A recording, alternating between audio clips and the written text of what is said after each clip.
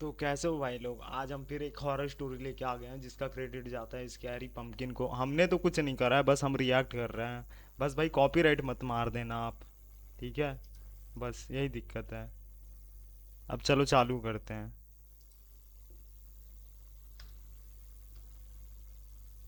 एक रात मैं मेरे दो दोस्तों के साथ बाइक से तेल गांव के जंगलों से गुजर रहा था। मैं बाइक चला रहा था। सुरेश और अजय मेरे पीछे बैठे हुए थे। पूर्णिमा की रात थी और चांद निकल आया था, इसलिए रास्ते पर थोड़ा बहुत उजाला फैला हुआ था। जंगल का रास्ता सुनसान था। रास्ते पर सिर्फ हमारी ही बाइक थी। अरे भाई, बाजू में बाइक लगा। अपन को बहुत जोर से सुसु आयला है यार। मुझे भी टंकी खाली कर। ये तो गलती मत करो यार, ये गलती मत करो, सभी हॉररों में होती है। मत करो यार, कहीं आप जा रहे हो गाड़ी वाड़ी से मत उतरो यार, मत उतरो। ये तो भूतों से मेरी पहले से फटती है, मत उतरो में थी, यार। इसलिए मैंने बाइक रास्ते के किनारे लगाई। मैं और सुरेश रास्ते के किनारे चले गए और अजय दूसरे किनारे टॉयलेट करने के लिए चला गया। जब मैंने और सुरेश ने अपना काम कर लिया तो हम बाइक की तरफ गए, लेकिन हमने देखा कि अजय वहां पर नहीं है। हमने चार भाई एक साथ मुतने चले जाओ यार, क्या अलग अलग जा रहे हो? लौंडे हो, लौंडी थोड़ी ना हो। और देखा, लेकिन हमें अजय कहीं पर भी दिखाई नहीं दिया। अजय भाई, कहाँ हो तुम? सुरेश ने अजय को आवाज देते हुए कहा, लेकिन अजय ने कोई भी जवाब नहीं दिया। मुझे लगा कि वो वहीं कहीं छुपा हुआ है और हमारे साथ मजाक कर रहा है। ये तो लौंडों की ये बात ही है, बकचोदी करना, बकचोदी करके कुछ करना। तब भी कुछ हो गया, बकचोदी कर रहा है। पढ़िए इधर, सफेद कपड़ों में बकचोदी कर रहा है। इसलिए मैंने कहा, देख भाई, अगर तू मेरे 5 गिनने से पहले यहाँ नहीं आया तो हम यहाँ से चले जाएंगे। और मैंने गिनना शुरू कर दिया। 1 2 3 4 5। तभी हमें जंगल से अजय की चीख सुनाई दी। भाई बचाओ! अब लग गए इन लोगों के, लग गए भाई, इन लोगों के लग गए। अब हो गया इनका काम तमाम। अब इनका कुछ नहीं हो सकता, ये लग गए इन लोगों के। समझ रहे हो? लग गए। वो सच में किसी मुसीबत में है, क्योंकि उसकी चीख असली लग रही है। तभी हमने अजय की एक और चीख सुनी। मुझे छोड़ दो, मुझे छोड़ दो। वो किसी से उसे छोड़ने की विनती कर रहा था। हम दोनों उसकी आवाज की तरफ जंगल में भागे। कुछ मीटर अंदर जाते ही हमें जमीन पर पड़े पत्तों पर खून दिखाई दिया। वो देखकर हम दोनों डर गए। अजय सच में किसी मुसीबत में फंसा हुआ था। वहीं जमीन पर खिसकने के निशान थे। हमने उन निशानों का पीछा किया। तभी अजय के चीखने की आवाज आई। हमने उसकी आवाज की ओर देखा तो हमें दिखाई दिया कि दूर एक काली साड़ी पहनी हुई औरत अजय का पैर पकड़कर घसीटते हुए ले जा रही है। हम मेरा दोस्त होता तो मर जाए भाई, जाए अजय मर जाए, मैं नहीं जाता उसके पास भाई। ने उस मरना नहीं औरत का है। पीछा किया, लेकिन उसकी गति बहुत ज्यादा थी। देखते ही देखते वो जंगल में गायब हो गई। अजय दर्द से चीख रहा था, हमें आवाज दे रहा था। हम दोनों ने जमीन पर पड़े घसीटने के निशान का पीछा किया। वो निशान हमें एक कोठी तक ले गए। जंगल के बीचों बीच वो लकड़ी की 2 माले की कोठी बनी हुई थी। वो बिल्कुल पुरानी और उसके ऊपर पौधे और घास उगाए थे। तभी एक बार फिर से उस कोठी से अजय के चीखने की आवाज आई और बाद में एक गहरा सन्नाटा छा गया। जल्दी चलो, हमें अजय को बचाना हो। अजय खत्म भाई, खत्म। वो मत जाओ, अब तुम दोनों के लग जाएंगे, मत का- जाओ। मैंने सुरेश से कहा, लेकिन सुरेश डरा हुआ था। वो बस उस कोठी को घूरे जा रहा था। क्या हुआ? अरे जल्दी चलो। नहीं, हमें वहां नहीं जाना चाहिए, क्योंकि वो डायन है। क्या तुमने देखा वो अजय को कैसे घसीटती हुई ले गई? एक साधारण औरत ऐसा कुछ भी नहीं कर सकती। सुरेश घबराते हुए मुझसे बोला, अरे ये भाई, ये बात, बंदा सही बात कर रहा है। मत जाओ, हॉरर मूवी में चुल होता है, मत चुल मचाओ आप। चले जाओ चुपचाप घर। ऐसा कुछ नहीं है। पहली बात तो ये कि वो औरत है, आदमी हम नहीं जानते, क्योंकि हमने उसका चेहरा देखा ही नहीं है। ऐसा भी तो हो सकता है कि वो कोई आदमी हो जिसने साड़ी पहनी हो, और वो कोई पागल या साइको किलर हो। इसलिए इससे पहले कि वो अजय की जान ले, हमें उसे बचाना होगा। नहीं, मुझे नहीं लगता कि हम अजय को बचा पाएंगे। हमें यहाँ से अपनी जान बचाकर भाग जाना चाहिए। चुप हो जाओ। अरे यार, वो हमारा दोस्त है, हम उसे ऐसे मरने के लिए नहीं छोड़ सकते। चुपचाप मेरे पीछे आओ, हम उस व्यक्ति को सबक सिखाएंगे। मैंने उसे कहा, ये रील ज्यादा देखता है भाई, जो सबक सिखाने वाली बात कर रहे हो, रील ज्यादा देखता है। तुम एटीट्यूड हो, एटीट्यूड बॉय। दोनों ने वहां पर पड़ी लकड़ियों की लाठियां उठाई और कोठी के पास गए। मैंने जैसे ही दरवाजा अंदर धकेला, अंदर से चमगादड़ों का झुंड उड़ते हुए बाहर निकला और सुरेश चिल्लाने लगा, देखो, मैंने कहा था ना वो डायन होगी। डायन जहाँ पर रहती है वहाँ पर चमगादड़ होते ही हैं। और ये तुम्हें किसने बताया? मैंने मूवीज में देखा है। चुप करो यार और मेरे पीछे आ। मूवीज तो कुछ भरोसा नहीं है, मूवीज में मत देखो भाई ये ऐसा सब। कहकर मैं कोठी के अंदर घुस गया। मैंने टॉर्च जलाई तो कोठी के अंदर चारों ओर मकड़ियों के जाले थे। सब तरफ धूल और मिट्टी थी। लकड़ी की कुर्सियां, टेबल सभी कीड़ों ने खा खा कर मिट्टी में बदल दिए थे। दीवार पे कुछ फोटो फ्रेम्स लगी हुई थी जिसमें एक आदमी और एक औरत थी। उस पर भी धूल जमी हुई थी। तभी अजय बहुत ही खौफनाक आवाज में चीखा और अचानक से उसकी आवाज बंद हो गई। वो आवाज ये 2 बार हो गया भाई, अजय की आवाज 2 बार बंद हो गई है। दूसरे माले से आई थी। जल्दी से मेरे पीछे आओ। मैंने सुरेश से कहा, लेकिन उसने मेरा हाथ पकड़ लिया। नहीं, ऊपर मत जाओ वरना वो हमें भी मार डालेगी। भाई इसकी फटी पड़ी है, इसकी फटी पड़ी है। घबराते हुए मुझसे बोला। मैंने अपना हाथ उसके हाथ से छुड़ा लिया और मैं दूसरे माले पे जाने वाली सीढ़ियों की तरफ भागा और मैंने देखा कि सीढ़ियों से खून बह रहा था और वो दूसरे भाई ये जिंदा कैसे है अजय? इतना सारा खून बह माले गया। से आ रहा था। मैं घबरा गया, लेकिन मुझे अजय की जान बचानी थी। खून देखकर सुरेश मुझे वहां से भाग जाने के लिए कह रहा था, लेकिन मैं अपने दोस्त को मरने के लिए नहीं छोड़ सकता था। ये दोस्ती वाला बंदा है भाई, दोस्ती मैं निभा रहा भागते है। हुए दूसरे माले पे गया और सामने का नजारा देखकर मेरे रोंगटे खड़े हो गए। डर के मारे मैं कांपने लगा। सुरेश तो वो भयानक मंजर देखकर चीख उठा, क्योंकि कॉरिडोर में छत से अजय की लाश लटक रही थी। उसके दोनों पैर एक काले रस्सी में बंधे हुए थे जो छत से बांधी गई थी और उसके हाथ जमीन की तरफ लटक रहे थे। अब तो भाग जाओ, अब तो भाग जाओ भाई, अब तो भाग जाओ। इतना सब लेकिन देख लिया वहां से तुमने। उसका सिर गायब था। तभी हमें अजय की आवाज सुनाई दी। भाई मुझे बचाओ। लेकिन ये कैसे मुमकिन है? अजय तो मर चुका है। शायद नहीं, क्योंकि इस लाश का सर नहीं है और इसके शरीर पर कोई कपड़े भी नहीं है, इसलिए हम नहीं कह सकते कि वो मर चुका है। अजय की आवाज एक कमरे से आ रही थी। हम लोग हाथ में लाठियां लेकर उस कमरे में गए। कमरे में अंधेरा था। हमने मोबाइल की टॉर्च से कोने में देखा तो कोने में वही औरत बैठी थी। उस औरत ने सिर पर पल्लू ओढ़ा हुआ था और उसकी पीठ हमारी तरफ। भाग जाओ भाई, मेरी गांड फट रही है अब। लेकिन वो औरत अजय की आवाज में रो रही थी। हमें कुछ भी समझ में नहीं आ रहा था कि क्या हो रहा है।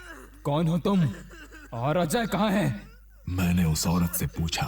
तभी कोने में बैठे उस औरत ने मुड़कर हमारी तरफ देखा और सामने का मंजर देखकर हमारे रोंगटे खड़े हो गए, क्योंकि उस औरत का सर नहीं था। उसके हाथ में अजय का कटा सिर था। दोस्तों, मैं यहाँ हूँ। अजय का सिर हमसे बोला। हम जान चुके थे कि उस सिर कटी औरत ने ही अजय का खून किया है और बाहर कॉरिडोर में जो लाश लटक रही थी वो अजय की ही है। वो औरत चुड़ैल या डायन थी या रूह या फिर आत्मा, ये तो हम नहीं जानते थे, लेकिन हम ये जानते थे कि वो इंसान मरने वाले हैं ये लोग, नहीं है खत्म और है। हमारे खून की प्यासी है। हम दोनों बहुत ज्यादा डर गए थे। हम आंख फाड़ कर उसकी ओर देख रहे थे। तभी उस औरत ने अजय का सिर अपने गले पर लगाया। उसने अपने गले को कुछ झटके दिए और अजय का सिर अब उसका हो गया। उसके बाद वो मुस्कुराई और हाथ हमारी तरफ करते हुए बोली, मुझे मेरा सिर ला दो, मुझे मेरा सिर ला दो, वरना मैं तुम्हारा सिर ले लूंगी। ये सुनकर मैं और सुरेश वहां से उस घर से भागे। मैं जंगल में भाग रहा था, लेकिन कुछ दूर जाते ही मैं समझ गया कि मैं अकेला भाग रहा हूँ और मेरे पीछे सुरेश कहीं भी नहीं है। मैं कुछ सुरेश की भी लग गई, सुरेश की भी लग गई, सुरेश की भी लग मीटर गई। पीछे चला गया। मैंने देखा कि सुरेश उस भूतिया कोठी की तरफ जा रहा है। मैं भागते हुए उसके पीछे गया। सुरेश, तू कोठी की तरफ क्यों जा रहा है? भाग यहाँ से वरना वो तुम्हें भी मार डालेगी। लेकिन सुरेश रुका नहीं। वो कोठी के बाहर तक जा पहुंचा। तभी मेरी नजर दूसरी मंजिल की खिड़की की तरफ गई तो खिड़की में वो सिर कटी औरत थी जिसने अजय का सिर पहन लिया था और वो मेरी तरफ देखकर मुस्कुरा रही थी। मैं जान चुका था कि उस औरत ने सुरेश को सम्मोहित कर लिया है भाग जा भाई, तू क्या सोच रहा है? तू बचा लेगा, तू हीरो है मूवी और का। इसलिए वो कोठी के अंदर जा रहा है। वो अपने होश में नहीं था, तो मैंने उसका हाथ पकड़ लिया और उसे वहां से दूर खींच कर ले गया। लेकिन सुरेश ने मुझे धक्का मारा और मैं पेड़ से जा टकराया। मेरा सिर जख्मी हो गया और आंख के सामने सब कुछ धुंधला धुंधला दिखाई देने लगा।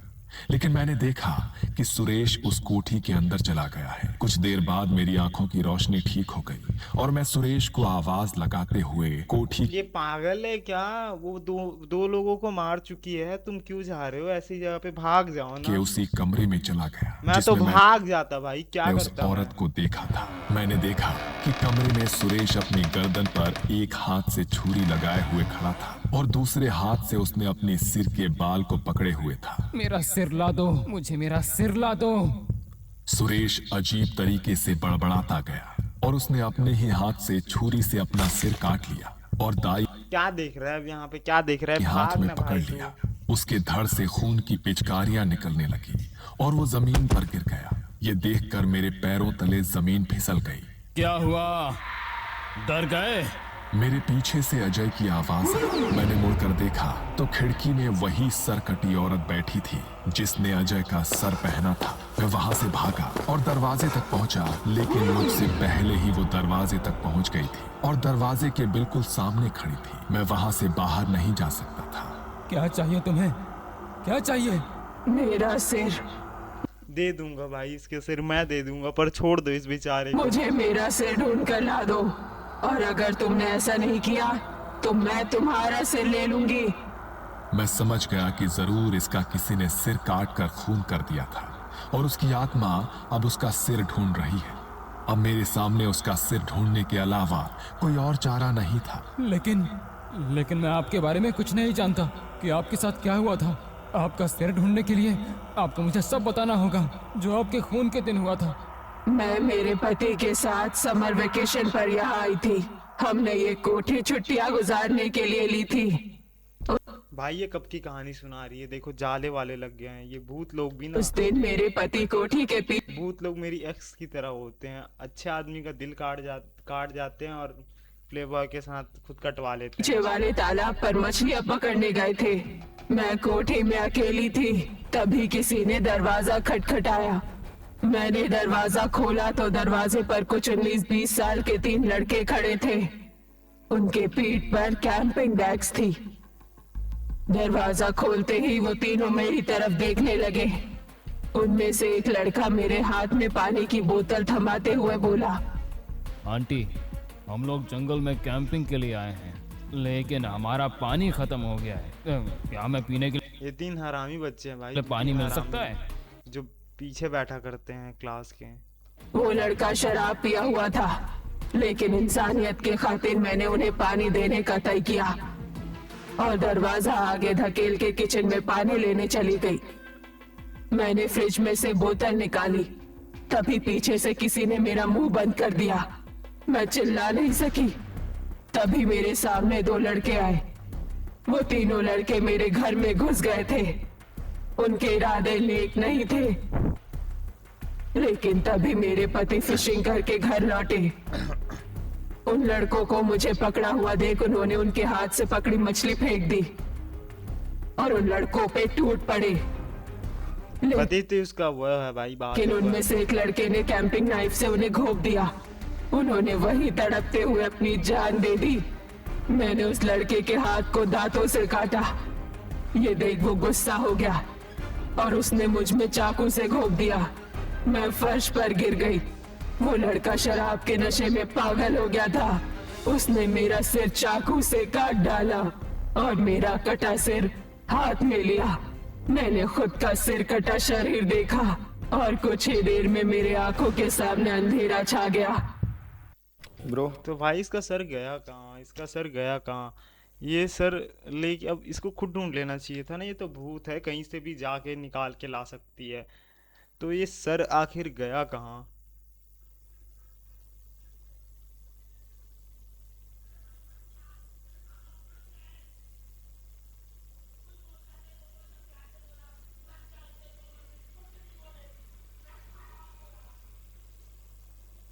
ये अलग है भाई, कोई चिल्ला रहा है पीछे।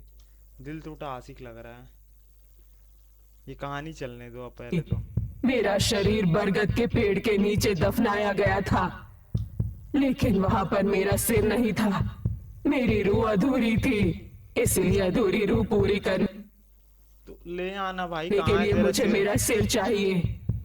उसके बाद तुम्हें मेरे शरीर की हड्डियों को सिर के साथ जलाना पड़ेगा, तभी मुझे मुक्ति मिलेगी। तो ये बात तुझे पहले बतानी चाहिए था ना, 2 लड़कों को तूने मार रखा और है। उसके बाद अपने आप तुम मेरे चंगुल से छूट जाओगे। ये सुनकर मैं थोड़ा हैरान रह गया, क्योंकि उसकी बताई हुई बातें उसका सिर ढूंढने में मेरी मदद नहीं कर सकती थी। उसके बाद क्या हुआ? जब आपकी जान चली गई तब आखिरी बार आपने क्या सुना? वो मछली को फ्राई करके खाने की बात कर रहे थे। मैं कुछ देर सोचने लगा। आपने बताया कि आपके पति ने मछली फेंकी और इन लड़कों पे टूट पड़े। इसका मतलब कि उन्होंने केवल एक ही मछली पकड़ी थी। हाँ, सिर्फ एक ही मछली थी। हाँ, वो एक मछली खाने के लिए उन्हें काफी नहीं होगी, इसलिए वो जरूर फिशिंग रॉड लेकर मछली पकड़ने तालाब की ओर गए होंगे। और मुझे लगता है उनमें से एक लड़का आपका सिर हाथ में पकड़े तालाब की ओर ले गया होगा और उसी ने आपका सिर तालाब में फेंक दिया। मैंने अनुमान ये बंदे ने तो वो दिमाग लगाया। लगाया। Yes, उस मारा। वक्त मेरे दिमाग में जो कुछ भी आया मैंने उसे वही बताया। तो जाके मेरा सिर तालाब में ढूंढो। मेरे पास दूसरा कोई चारा नहीं था। एक नया इंसान तालाब पे किस रास्ते से जा सकता है, ये सोचकर मैं कोठी के पीछे वाले तालाब पे गया, क्योंकि वो लड़के भी उस तालाब पे मेरी तरह ही गए होंगे। मैं किनारे पे खड़ा हुआ। शायद उस लड़के ने इसी जगह से उसका सिर पानी में फेंका था। भाई इतने दिन में वो तो सिर गल वल गया होगा, वो तो बन खत्म मैंने हो गया किनारे पे एक जगह खड़े होकर बोला।